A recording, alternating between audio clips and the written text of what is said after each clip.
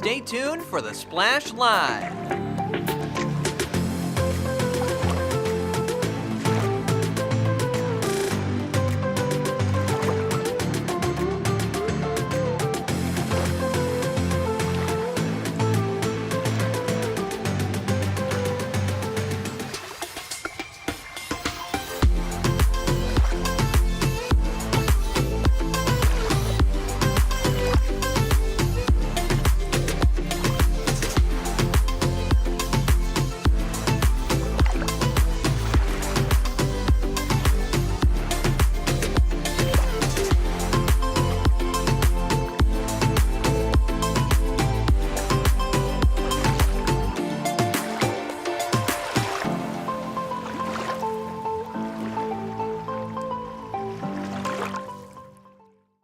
It's time for the Splash Live from Civic Center TV, featuring stories from and about people like you in the Greater West Bloomfield area. Simulcast on cable, 89.3 Lakes FM, social media, and the web. Now live from Green Media Center on Walnut Lake Road, it's the Splash Live. Live, local, social. It's the Splash Live on Civic Center TV. Welcome to the show. I'm your host, Jake Schaff, going over all of the biggest news and events from right here in Greater West Bloomfield. The stage is set at West Bloomfield High School for a powerful and emotional production of The Outsiders, with performances scheduled for December 5th at 7 p.m. and December 6th at both 1 and 7 p.m. Under the direction of Sarah Emerson, this beloved coming-of-age story about class conflict, loyalty, identity, and hope is brought to life by a dedicated cast, crew, and student production team. The team has been hard at work all week, and recently I was able to attend one of their dress rehearsals and hear from several of the actors and directors on what this production has been like so far and what they've learned throughout the experience. It's been really fun. We have like a really nice community, and just working with amazing artists like off stage as well as on stage is like really inspiring. And it's a lot of fun, and it's about making a beautiful production. I learned that I really like making things. So a lot with props, like you have to physically put things together and make it look realistic within the time period. And I just kind of learned it's a lot of fun to do that, because I've acted in the past, but I learned that I really do love tech. What has it been like to get a big role in a production like The Outsiders with West Bloomfield High School Theater? Initially, it was very exciting, but also unexpected. I didn't expect to get a role that I got, but I'm happy that I got it, and I was very excited to, and still very excited to rehearse every day and learn the lines, and it's been a very exciting experience. So really, for The Outsiders, being part of this production, it's been incredible. There's been millions upon millions of memories I've made here. 3 years past, especially this year, most definitely with my fellow castmates. As a part of the SOCH ensemble, being able to work with those people and really develop that character alongside those people, that really it really brings up a different character that I haven't really explored before. So that has been really fun to dip my toes into. It has been an amazing opportunity to work with these actors. The actors have worked so hard to embody the character that they have been casted as, and also connect to the story. It connects to so many different types of people. It touches on topics such as like diversity and inclusivity and just bringing people together in such a divided world. I imagine the students have learned a lot from you in this experience, but what have you learned from working with these students? I think I've learned to trust the students a little more. The high school students that I've worked with in the past have not necessarily had this really strong program behind them, and it has been really nice to kind of give them that independence and have them bring their own personalities and their own energy to it, which is difficult as a teacher. Sometimes we want to keep control, and I've learned from them that actually sometimes the best thing we can do is kind of just let them run with it. What do you have to say to people who might be interested in joining high school theater and to become a part of something like this? I'd say that, just do it. I didn't join any theater shows until this year, so I've been doing the kids show, and this is the second show I've done this year. So definitely put yourself out there. Don't be afraid. Don't feel like anybody's going to judge you. It's a scary experience at first if you haven't done it before, but it's extremely fun, and it can lead you to many friendships, many valuable friendships that are probably lifelong. These are some of my favorite stories to cover with Civic Center TV, as it takes me back to my time in high school theater, reminiscing on my own experiences, including, and this is true, the time I shaved my head completely bald to play Daddy Warbucks in Annie. And you can see the photo right now if you're watching on Civic Center TV. That is me on the right side of that photo, completely bald as can be. Everyone was at school was saying, oh, we're going to do the bald cap. I decided to take things a bit of a step further, and I have no regrets to this day. Even if my prom photos, graduation photos, and even my first driver's license photo was kind of stuck with kind of a weird haircut. But so many fun memories to have with high school theater, and these kids are making those memories as well. And recently on the Splash Live, I got a chance to speak in depth with a couple more of the actors in this production, Selah Kubiak and Brandon Young, to hear how they are connecting to the characters and the story of The Outsiders. Thank you both so much for joining us today. Thank you so much for having us. Thank you. Yes, thank you. Really, really excited about this. I mean, my inner theater geek is already starting to come out. I love hearing about the upcoming productions we got coming around in the community. Jumping right into it, can you both tell us maybe a little bit about the character that you play and the role that they play in this overall production? Selah, we'll start with you. All right, so my character is Dandy, and she's Soda Pop's girlfriend. And she plays a really important role in the show, despite her not having as big of a part as some of the other characters, because she kind of shows how to take where you live in and mix it with your ambition to kind of put yourself out of the stereotype.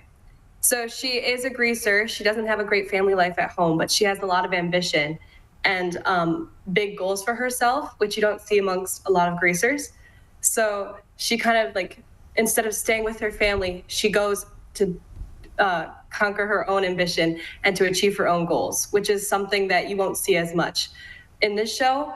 So it's kind of interesting to kind of see that difference and how people prioritize their own ambition or prioritize their family and their friends. Brandon. So I play Derry, or Daryl Curtis, the oldest brother of the Curtis brothers. And so he loves his brothers very deeply, but sometimes he has trouble expressing that in a kind and cuddly way. He shows tough love. And so with that, he's very misunderstood by Ponyboy. And so that leads to a scene in the show where me and Ponyboy get into a very heavy argument. And so there were some things said and things happened. And so I really have to reevaluate, my teaching style and how I'm teaching him how to grow up. And so how I approached bringing Derry to life was, I love all my friends deeply. And so I feel like bringing that to the stage, just having that raw emotion towards, loving somebody like a brother or like a son, it really brings something powerful. I love that. I love hearing about both of your connections to these roles, how you're really immersing yourself in this experience, and I think that's going to reflect on the stage very, very well. And the story of The Outsiders, it deals heavily with themes like belonging, class divide, and loyalty.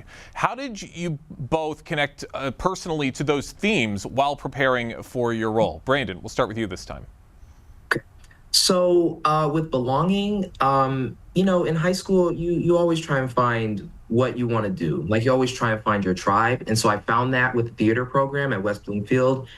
Absolutely amazing. They've absolutely changed my life there. And so I've just been, loyal to a lot of the people there because they've treated me with such respect and such kindness. And so truthfully, I don't know how I could ever repay them. And so I like to connect to these themes because sometimes it's hard finding the people that you can really, gel with and belong with. So I feel like it's really special that what the Greasers have and the Socias, where they have their own, cliques. And I think that's something that can really be explored on stage. Sela, same question. Yes. So the themes of The Outsiders are very present, and you can easily pick them out. But they're also very, like, just like Brandon said, they're very present in the real world today, just as they were back then. Like, we still have sense of belonging, we still have stereotypes, and class divide amongst different groups of people. So taking these experiences that we've all experienced from high school and putting them into the show is very important. And I think it's very useful as well, especially for creating a character like Sandy, who is struggling with the way she grew up and what her goals and ambitions are. And I think that's something that every character has throughout this show, is if they want to stay in their in the space, in the group that they're in, or if they want to go outside of it and be their own person. And I think, like, just like how Brandon said, we all have these own experiences from our high school and from experiences from our childhood that allow us to get to this point and allow us to put it into our character to make this show more authentic and real. Tapping into those high school experiences, those personal experiences, and reflecting all of that on stage. That is what makes a great actor. And I think you both are going to absolutely bring it on the stage with this production.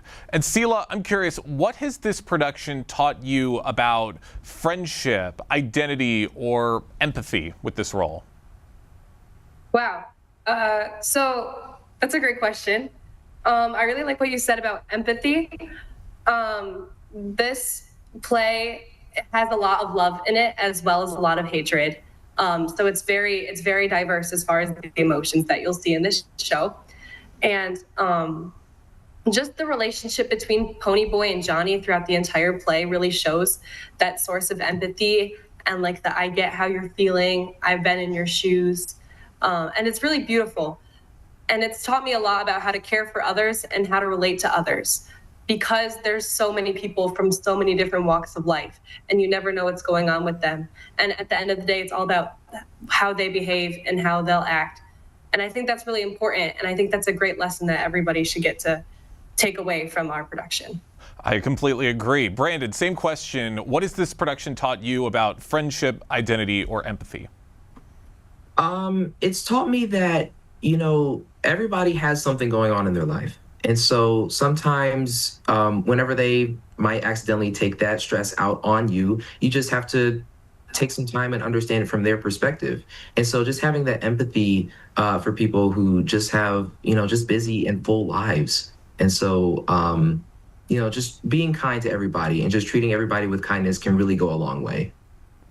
You are certainly right about that. For those just joining us right now on the Splash Live, I'm talking with West Bloomfield High School seniors Sela Kubiak and Brandon Young, both of whom are going to be performing in the fall production with West Bloomfield High School, the adaptation of The Outsiders, which is going to be taking place on December 5th and December 6th. And this is going to be a really great play with a lot of different messages. Out of everything, what do you hope audiences, especially students, take away from seeing this play? Brandon, we'll start with you. I really want students and audiences to take away from this play that, even if you feel like that you don't necessarily have that group of people that you can necessarily have like a strong friendship or bond or like a brotherhood in a sense, that you will find that. And sometimes it takes time. It just doesn't just fall into your lap, like just in an instant. It takes time. And so in that process of finding those people that you can really be with, you also learn things about yourself. And so I feel like that's something that I really want audience to take away, is that, take the time to learn more about yourself before you, can find your tribe and find your people. Sela, same question. That's a great question as well. So our play does have a lot of themes and a lot of ideas and concepts to discover and unfold. So there's a lot you could take away, but I think one major thing that every person should feel is kind of like what we said before, that everybody has something going on in their life and everybody has a past and a background. And the best way to push through that is to just believe in yourself, trust in the people that love you, trust in the people that you love, so that you can create the best future for yourself in whatever way that may mean to you.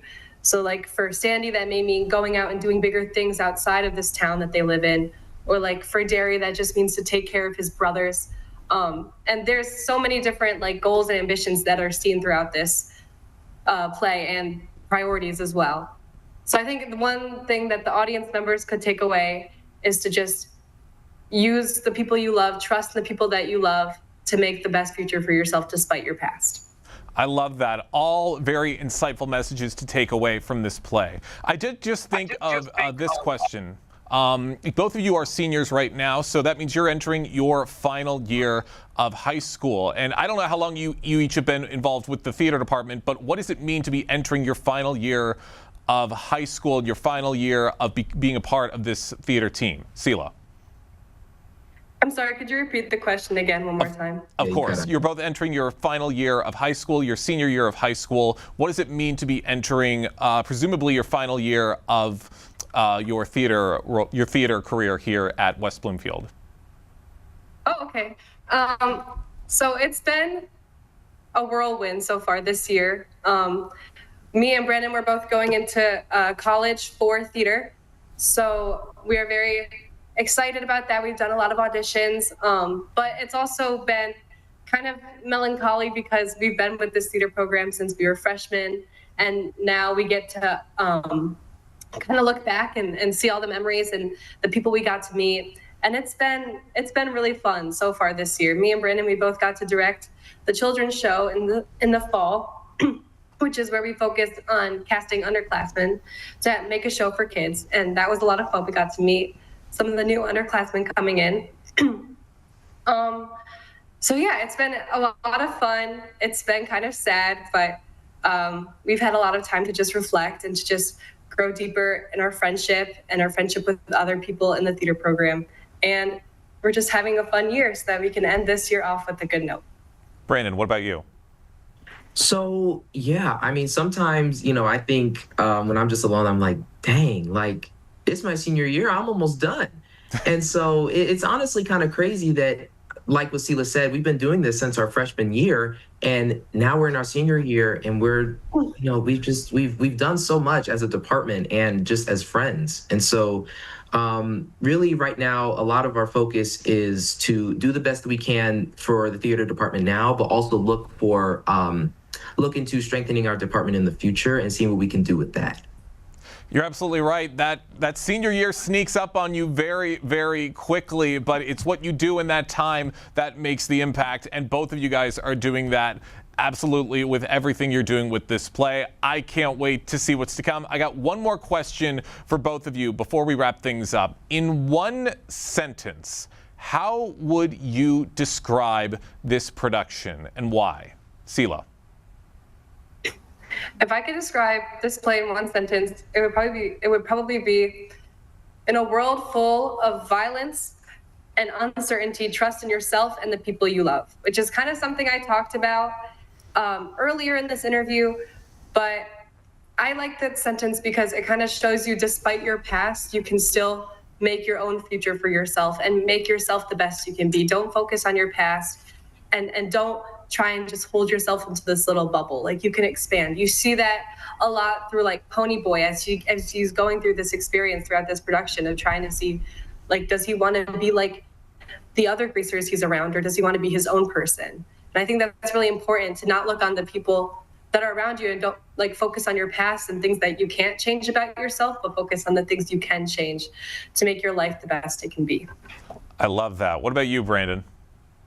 Wow, that's a really good question. I think I would have to say trust in the people that you surround yourself with, trust in your friends and family. And the reason for that is because life is going to be hard. There are going to be times when you're really going to rethink just a lot of things that are going on in your life. And so sometimes you need that family or friend to just help uplift you and just give you that motivation, give you that boost of confidence to help you get through whatever you're going through. Because, everybody needs a put up. Everybody needs an attaboy here and there. So it's just really important to surround yourself with people who are willing to do that for you with no cost. Great answers, and I think you both are very, very well immersed in this production. Break a leg, both of you. Sela, Brandon, thank you both so much for joining us today here on the Splash Live. Thank you. Thank you so much. It's so cool to hear about all of the powerful themes and messages that everybody involved in this production is going to be taking with them. Once again, The Outsiders is going to be with West Bloomfield Theater at the high school on December 5th and December 6th. Be on the lookout and hope to see a lot of people out there to witness this play firsthand.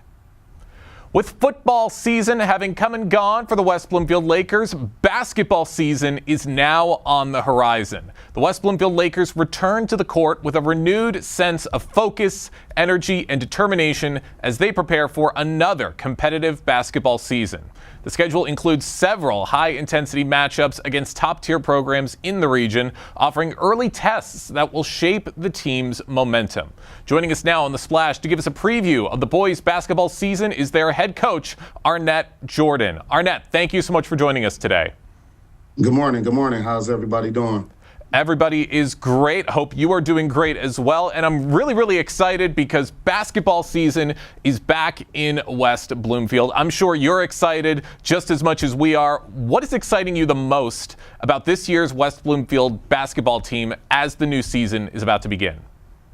Well, I think that I'm really excited because I think this team has a chance to go far.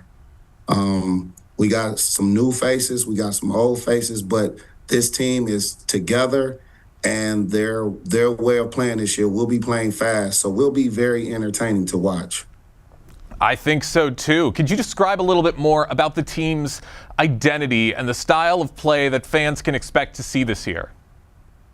Well, we have some household names, the Curtis Brittons, Terry Lowe's, Jaden Browns, but then we also have returning to us Ryan Hood, who played at West Bloomfield for 2 years, and then he moved to Dallas, and now he's back home. We're happy to have him back.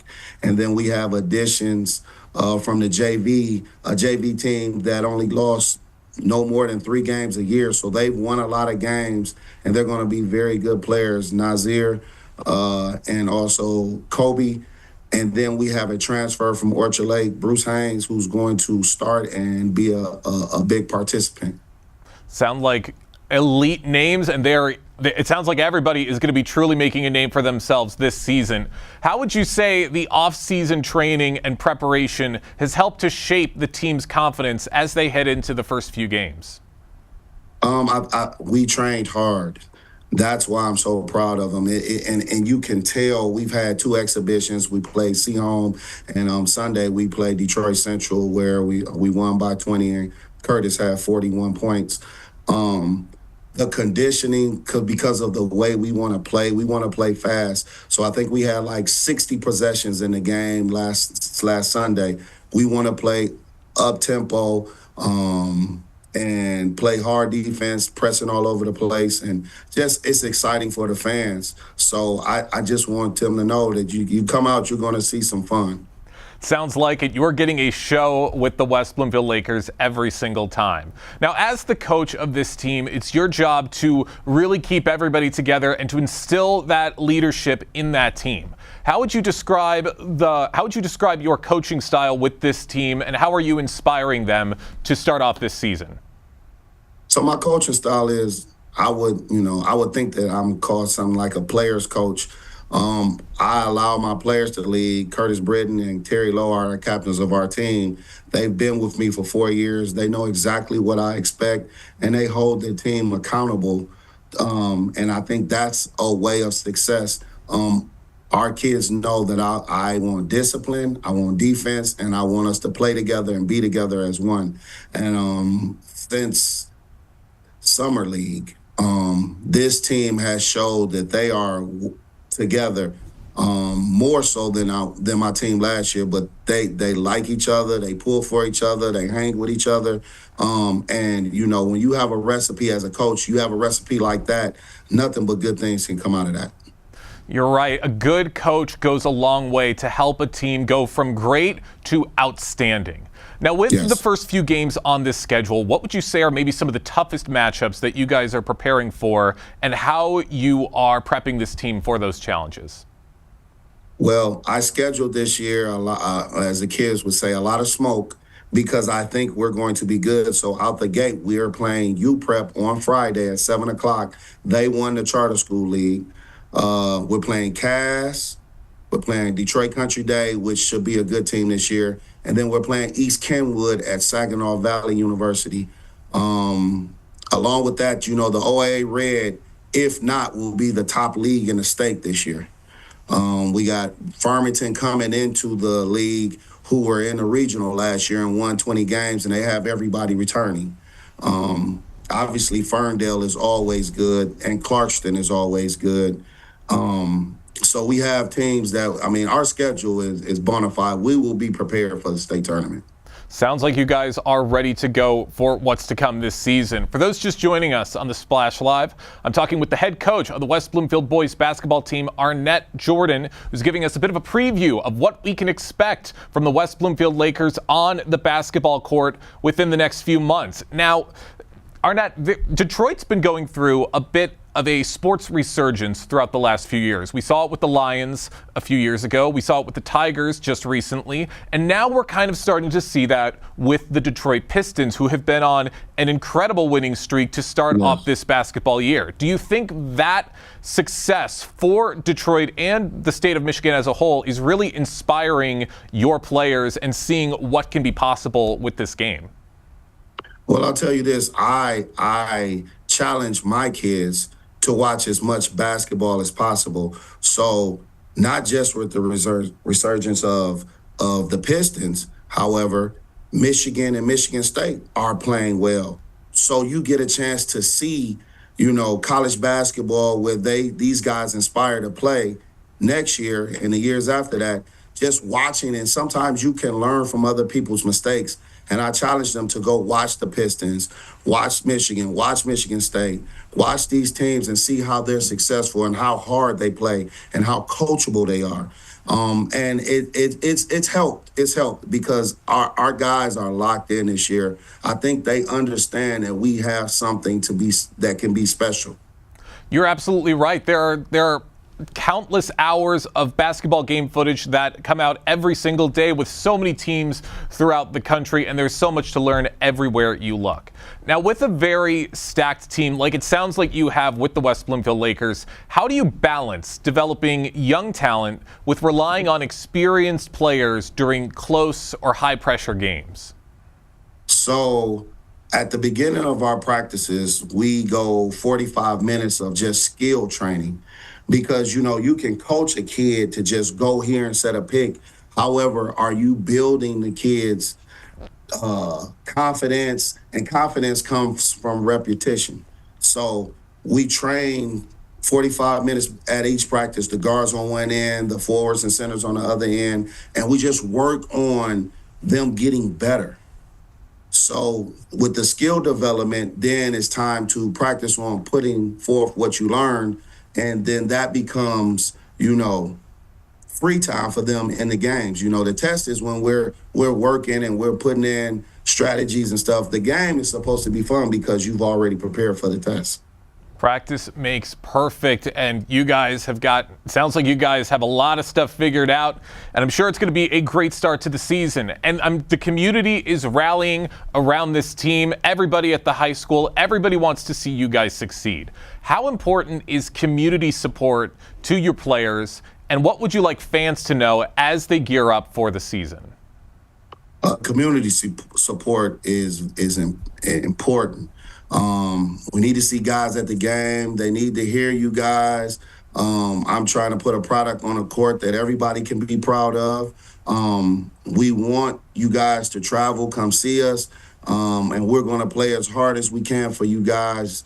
Like I said, we'll play a fast pace this year. So if you like up and down and rebounding and trapping and shooting threes, we are the team for you, and we just want the guys to come support us, and we're going to do the very best we can to represent West Bloomfield in the right way. Once again, Arnett Jordan, the head coach of the West Bloomfield boys basketball team, is joining us this morning on the Splash Live to give us a preview of the upcoming basketball season ahead. I got a couple more questions for you, Arnett. Looking beyond wins and losses that are going to happen throughout the season, what does a successful season look like to you? Well, you can measure success by wins and losses, but also, did they get better? One of the things, that we do at West Bloomfield, we're not just playing basketball, we're raising young men. So we want to make sure that our student athletes are playing as hard as they can on the court and then playing as hard as they can in the grade books. So we want to make sure that they're doing their grades. We want to make sure outside of basketball that they are being well-mannered and, obviously showing putting their best foot forward for the West Bloomfield community. Obviously, basketball is, our avenue. However, we are here to make sure that our young men grow as young men, and then hopefully we can get these guys scholarships so they can go on and pursue the careers that they desire. There you go. Sounds like the great words of a fantastic coach, Arnett. You are really setting the stage very, very nicely for this basketball season. I got one more question for you. What's a final message you have to your team and to your fans before the season gets underway? My message to the kids and the students are, guys, come support. These guys have been working hard all summer, all preseason, because they know that we have a chance to be special. Please come out and support these guys. I promise you, you won't regret it. All right. I hope to see a lot of people out to support this team at all the games throughout this season. Arnett, thank you so much for joining us today here on the Splash Live. Thank you. Have a good day. You as well. Basketball season is coming up very, very soon throughout West Bloomfield. We had a great football season. Let's make this basketball season even better for the kids. On December 5th, a beloved Keego Harbor celebration returns just in time for the holidays. The Tom Kowalski Killers Christmas event at the Lodge Bar and Grill, which is celebrating its 15th anniversary this year. Over its 15-year history, this event has become a cornerstone for community giving, uniting sponsors, volunteers, and donors around Tom Kowalski's legacy of supporting the youth. Matt Riley of the Tom Kowalski Foundation joined us on the Splash Live recently to tell us what we can expect from the beloved event this year. Matt, thank you so much for joining us today. Jake, thank you for having me. I really appreciate you guys giving us the opportunity to get the word out even further. Of course, really, really looking forward to this event. I had such a blast attending Killers Christmas last year. I can't believe it's already this time of the year again. And like I said, this is the 15th anniversary of Killers Christmas, which is amazing. What does that milestone mean to you and the Tom Kowalski Foundation? Well, Vic, like you say, you can't believe that it's already been, a year since we were all in the room together. We can't believe that it's been 15 years, that we've been doing it, and since we lost Killer. But it's just like we are so heartfelt, and we can't believe that it's been 15 years. And we stayed with the community, and we just think the big guy's looking down on us with a big smile on his face. Absolutely. I think he would be incredibly proud of how far this event has come throughout those 15 years. And for those who might be a little unaware, could you share the story of how Killers Christmas began and why Tom Kowalski's legacy inspired this annual event? Absolutely. So, as we all know, those of us who knew Tom knew that he was a big man with an even bigger heart. And he had a huge spot in his heart for children. And he didn't think that any children should go without at Christmas. So he started a small event in Keego at a bar called the Brew House. And there'd be he'd be himself, and maybe Stoney and Wojo would be behind the bar. And they'd raise a little bit of money, a couple $1,000 to help out the kids in Keego who went without. After his passing, a group of us got together and decided that this would not die with him. And we moved the event to the lodge, and we raised, I think the first year, maybe $18,000, and we kept going up and up and up. And I'm proud to say that last year we raised $144,000 on the night. Wow, that's a huge milestone, and all money that's going to incredible purposes. Could you tell us a little bit of where all of this money goes and the many charities that this event supports? Sure. All of it. So we have nobody on the payroll. I mean, we have a handful of expenses, but pretty much dollar for dollar of everything raised goes out to 4 charities. One is Fueling Kids' Futures, which is West Bloomfield Schools, where they make sure that the kids who are needy for food go home with 6 meals every weekend. Also, we have Team Joseph, which is children, mainly boys, with Duchenne muscular dystrophy. Defeat the Label, which is an anti-bullying junior high and high school group, and then a group called the Downtown Boxing Gym, and they have a program called Books Before Boxing. Believe me, it's not boxing, it's Detroit schools. Well, it's after Detroit schools, helping the kids get the education that they really need. All amazing programs that this event supports, and we love to see it, Matt. And I'm curious what we're going to be looking forward to for this year's event for 2025. Are there any special programs, guests, initiatives that you can tease for what's to come this year's event? Absolutely. A couple of things. One is we're chasing a goal, and we just think it's poetic a little bit that 15 years, we're going for $150,000, which will be a new record. We still got some work to do, but we're working hard. And an appliance store out in Port Huron, of all places, knows about us. Actually, it's a gentleman that I know, Nick Bonderek, who knew Killer back when I did, and every year he takes from his Black Friday and Small Business Saturday sales, he donates usually about 10% of all of the sales to a charity, and this year he's chosen us. So anybody listening who might be interested, Kimball Appliance, they can order online, kimballappliance.com. Anybody wants to drive out to Port Huron, buy any kind of appliances, bedding, what have you, we'd appreciate it.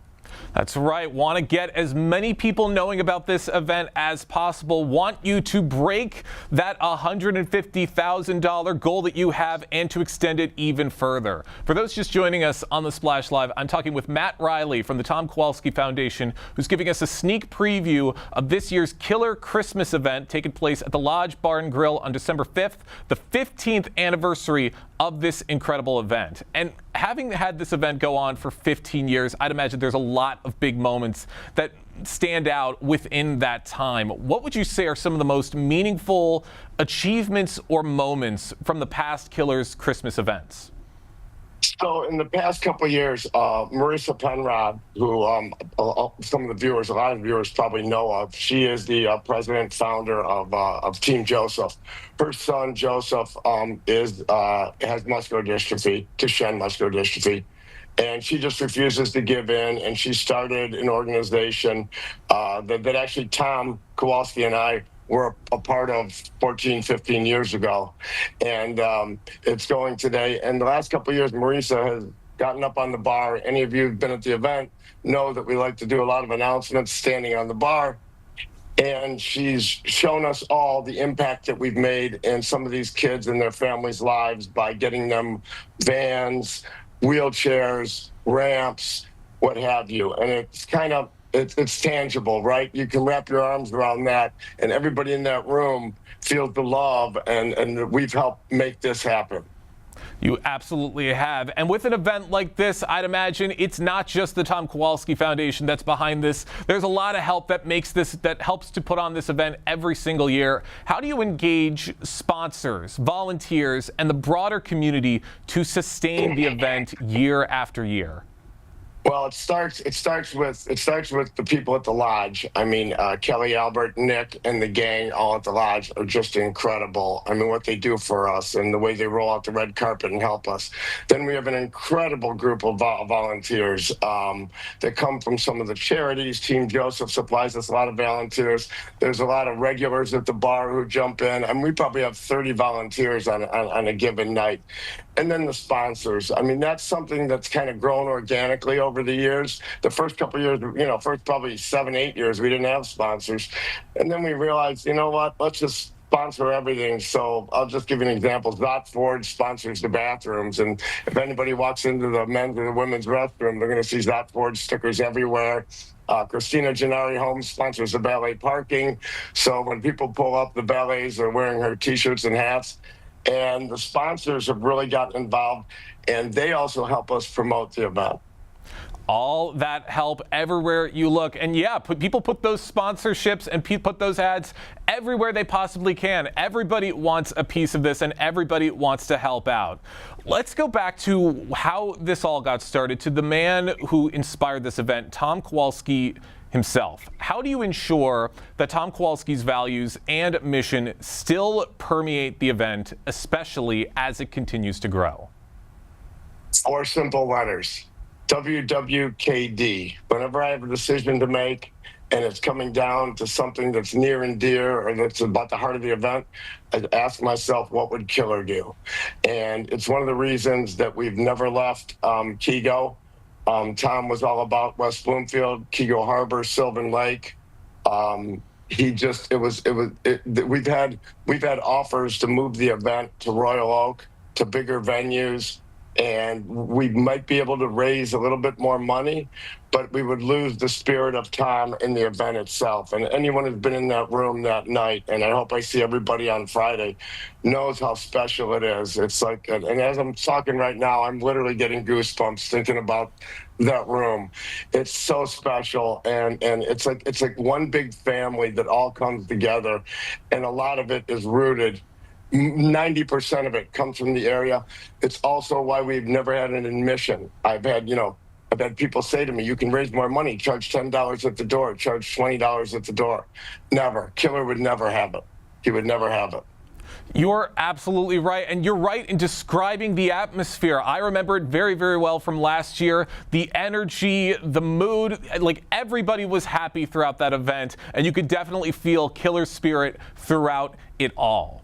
Now, Matt, beyond dollars raised, how do you measure the success of Killer's Christmas? Is it through stories, long-term partnerships, or possibly something else? A lot of it is the difference that we're making. I've been lucky enough to be invited to every one of the charities that we support, to either their homes, their events, and I've seen the people that are either afflicted with Duchenne or are getting bullied in school, et cetera. And just to see the difference we're making there. But it's also, when you go out in the community, the fact that this event has been recognized as helping children, and also when you just put a picture of Killer up there, and it's one of the things that I just love to see, because I just look at the big guy, and unfortunately we lost him early, but he always looks the same. He always looks the same, and I'd like to think that he's proud that we're keeping his memory alive. I mean, we're not keeping his name alive, because everybody's always going to know Killer. It's on the press room at the Lions headquarters. There's a scholarship named for him, a journalism scholarship at the Lions, but we're keeping his memory alive. And what he did, and the good that he did. You are absolutely right. Every time you look at that face, you are reminded of the amount of impact Killer has had on this community. Matt, I'd love to keep talking about this. I got a couple more questions for you. Sure. We're at the 15th anniversary right now. What are your hopes or your vision for the next 5, 10, even the next 15 years of Killer's Christmas and the Tom Kowalski Foundation? Well, I told everybody I work with that I'm not going to set goals anymore and torture them. But who knows? I mean, I've said that 4 or 5 times in the past. But I think what I'd love to do is I would like to get the next generation involved. I'd like to bring in some younger people. We're not, none of us are getting any younger. And there's some people that I've talked to. Anybody out there that's listening that would like to get involved, Jake knows how to get a hold of me. I'm looking for people who want to take it to the next level and bring in the next group of people. I love that. Want to get as many people involved with this event as possible. Last question, Matt, where can people go to learn a little bit more information about this year's Killer Christmas and how they can get involved and how they can help out? Sure. Just killercares.org. On the website, we've got everything out there. That's got, all events. It's got a countdown to the event. We're on Instagram and Facebook and all the social media. And I apologize. Any of my friends who are watching this are going to laugh. I've never been on any social media. I'm of that age. But there's a Killer Cares pages on everything that are posting daily. But killercares.org, all the information's there. That's where to go to learn as much as you can about this event, and we hope to see as many people out there as possible. Matt, thank you so much for joining us today here on the Splash Live. Jake, thank you so much. Look forward to seeing you a week, well, 2 weeks from this Friday. That day is getting closer and closer, and it's going to bring out so much holiday spirit and community support for this wonderful event, and I can't wait to see it. As wintry temperatures continue to drop and the roads become covered in snow, it's important to stay alert for proper road care and situations that might affect your daily commute. The Road Commission of Oakland County is beginning the intricate process of preparing for the winter season and making sure our roads are safe to navigate. Craig Bryson of the Road Commission for Oakland County joined us on the Splash Live recently to tell us more. Craig, thank you so much for joining us today. Thank you for the opportunity. Of course, very, very important conversation to be having. We've all been seeing the snow come down in Michigan, the first snow of the season, and it's just reminding us of what is to come. So as the temperatures begin to drop, what are some key things Oakland County residents should keep in mind when driving on local roads? Well, the first and foremost thing we always tell people is to please slow down. We'll be out doing everything we can, but we can't guarantee that there won't be some icy, slushy spots. So please slow down, drive appropriately for conditions. Every year at the beginning of the season, we see people driving too fast and putting themselves and potentially others at risk. So please slow down when the weather is inclement. That's right. And this stuff could happen at any time of the day. But I'm curious, are there certain times of day or types of roads that tend to become more dangerous once the temperatures start to dip below freezing? Absolutely. First and foremost, the morning and evening rush hour, when we have the most traffic on the road, is always the most dangerous. You have the most people crowding into roads that are sometimes over capacity. Any time of the day, depending on when the weather hits, can be challenging. But when the most traffic is out is when we're most concerned, and we're trying to get the roads as clear as possible. But of course, any time of day, please just drive for conditions. That's right. Always be wary of what is on the road. Now, I'm curious, how is the Road Commission preparing for the upcoming winter season in terms of maybe equipment or salt supplies or even staffing? Yeah, all of those. We've now completed our fall winter maintenance training. We go to every garage, sit down with all the drivers and review all the procedures, all the practices as far as how to drive, safety techniques, truck maintenance techniques.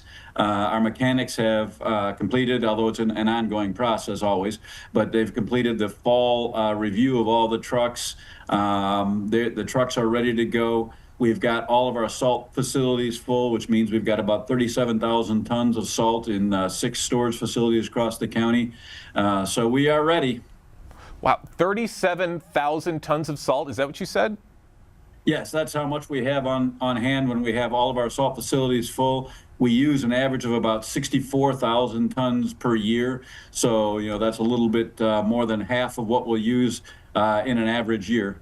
Wow. I mean, that certainly does help put things into perspective about just how much you guys prepare for this sort of stuff and just how much work goes into keeping our roads safe. And I am curious, Craig, with the winter season coming along, because you guys do great work in keeping our roads safe, but of course, I'm curious, are there maybe some new technologies or strategies that the Road Commission is going to be using this year to maybe improve efficiency and response times, especially during snow and ice events? Well, there's a couple of things. We finally got 34 new trucks in this year, late this year, that we literally had ordered during COVID, and they finally came in. You know, the delay in getting equipment has been crazy for the last couple of years. We're finally getting those trucks out on the road. Those trucks offer some new technologies. Traditionally, salt trucks had a single salt spreader in the back that spread the salt.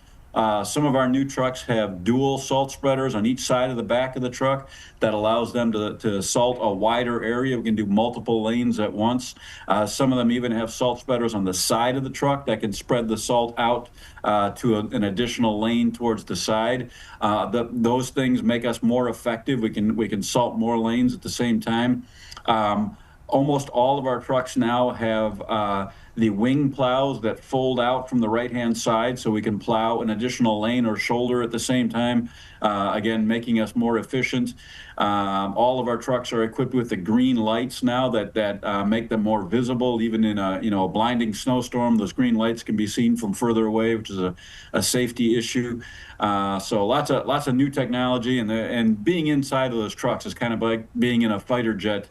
There's so much technology in the trucks now. We have cameras on the front of the trucks that we can monitor what they're seeing, so our management people can look at any of the trucks that are out there and see what the road conditions are like. They can monitor the amount of salt that's being spread anywhere to make sure we're putting down the right amount of salt for the conditions at that moment. Lots of technology on these trucks these days.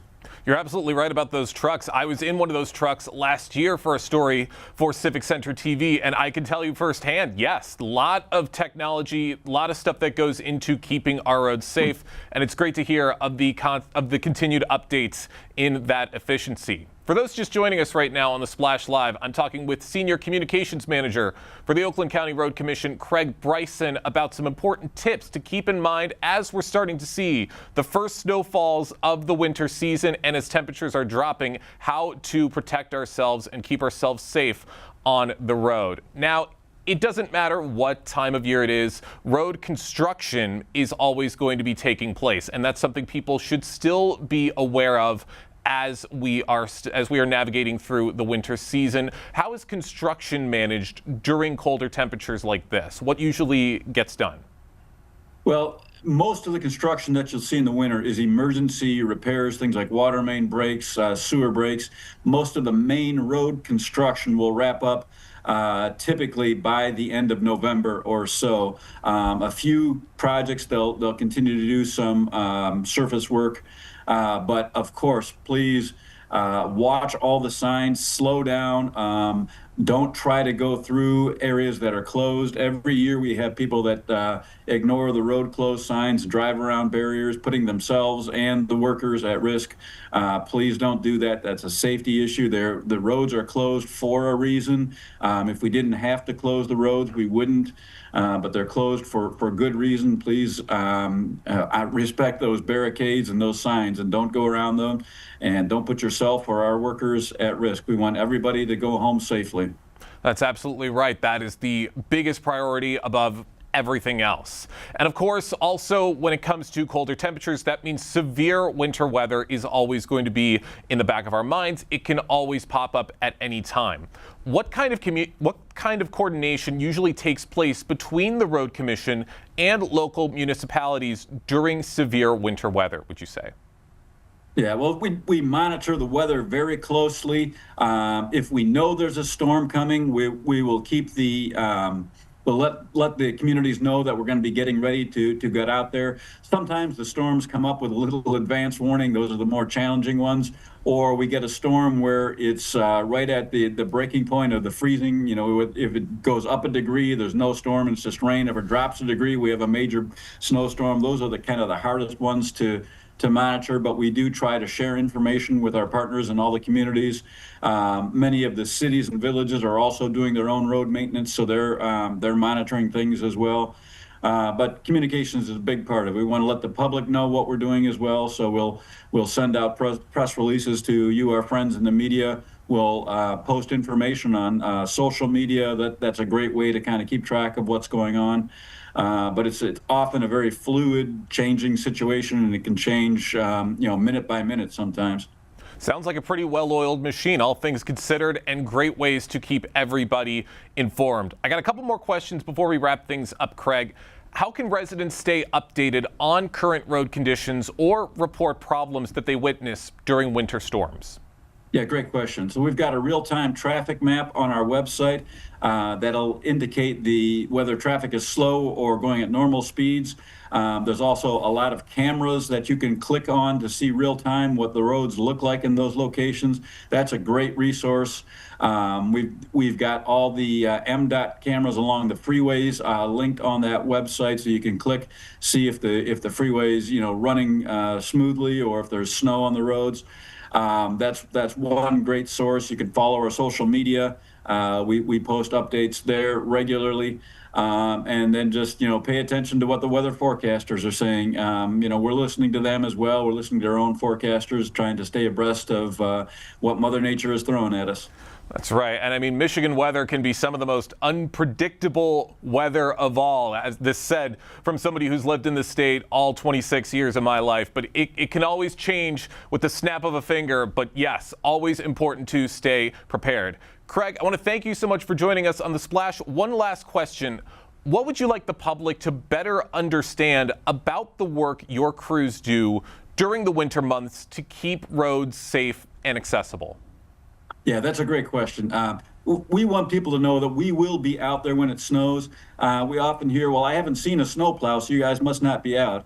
The reality is we cover 2,700 miles of county roads and 230 miles of state highways. And when we have our maximum coverage out, we've got about 109 trucks, 19 road graders, and potentially 18 pickup trucks. So the likelihood of you seeing one of those trucks during your commute is probably statistically fairly low. That doesn't mean we're not out there. Just because you don't see our trucks doesn't mean we're not out there. We monitor the weather very closely. When it's snowing or in the cleanup of period after a storm, we are out there. You may not see us, but we're out there working hard, and our drivers are out around the clock during those situations. And we thank people for their patience as we get things cleaned up. Always out there and always working. And we thank you, Craig, and the Road Commission for everything you're doing to keep the roads safe. Thank you so much for joining us today here on The Splash Live. Thank you very much. Appreciate the opportunity. That winter weather is just going to keep on coming throughout the month of December and throughout the next few months as well. So definitely want to keep that information in mind for quite a while to prepare yourselves for what's to come on the winter roads. Later today at West Bloomfield High School, another signing day is going to be occurring for several of the incredible athletes that have made a name for themselves at West Bloomfield High School over their 4 years at the school as they take the next jump to the college level. It brings to mind the recent signing day that took place just a few weeks prior that I attended and got to speak with some of the athletes and their coaches on what this experience means to them and will hopefully mean for the athletes that are celebrated today. It was amazing. It really shows that I'm stepping into a new chapter of my life, and now I'm super excited to see what's here to come. I always love being around family, and it was great to see everyone come out and support me today. It just means that I made a difference in a way, if that makes sense, and I really left my mark here, especially on the court. It's always a great day to see high school students, athletes, sign for to play another 4 years. Not a lot of kids get a chance to play the next 4 years, and Amani was, in the dozen years that I've coached varsity volleyball, is probably the best offensive player I've had. So to see her excel and to be able to have the opportunity to play, I knew she'd have an opportunity to play at the next level, but to see her sign, it's always a special day. It feels great. This is a moment that I've been looking forward to for forever since I started playing basketball. So it's just a surreal feeling, and it's just a very great experience. I'm very blessed. And you had some very, very great words from your coach, but also from a lot of the people you've played basketball with. That had to have been such an incredible surprise to see during this special day. Yes, it was very surprising. I wasn't ready for that, but it felt really good. I've been with these girls for a really long time now, and these are my very close friends, and to hear these words coming from them is just a very good feeling. Well, Sheridan's truly loved. I mean, she's loved beyond the coaches. I mean, our teammates, our classmates. And I just thought it'd be a great opportunity for her to get her flowers, so to speak, from her teammates and also some of the other players that play other sports. But I tell you one thing that was unique was seeing one of her AAU teammates here just coming to support her. It was a phenomenal, loving time. That's got to mean such great things for the school as well to see this impact right in front of them. Yeah, it's great for the community. It's great for the schools. The kids, they're not there on campus yet, but to play another 4 years at college and to have that ability to meet new people, have another group of teammates to play with and coaches and to excel and to travel. And there's a lot of things that you get that's beyond high school. And it's just another 4 years to be able to excel and make your dreams come true. And heading off to college, playing for Tennessee, what are you looking forward to at the collegiate level? I'm looking forward to being a strong player at the college level. I feel like I've gotten to that point here in high school and club. Now going into college, I also want to make a mark there and just see how far my career can take me. It just inspires me to be the best person that I can be. Coming from West Bloomfield, I'm around a lot of greatness, and it gives me not necessarily a head start, but it gives me a lot to stand on, a lot of resources, and it just makes me want to live up to the expectations of the school. It's an exciting time for all of these West Bloomfield athletes. But that's going to do it for us today here on the Splash Live. Big thank you to all of our guests and for everybody on the team for helping to make this show possible. I've been your host, Jake Schaff, live, local, social. It's the Splash Live on Civic Center TV.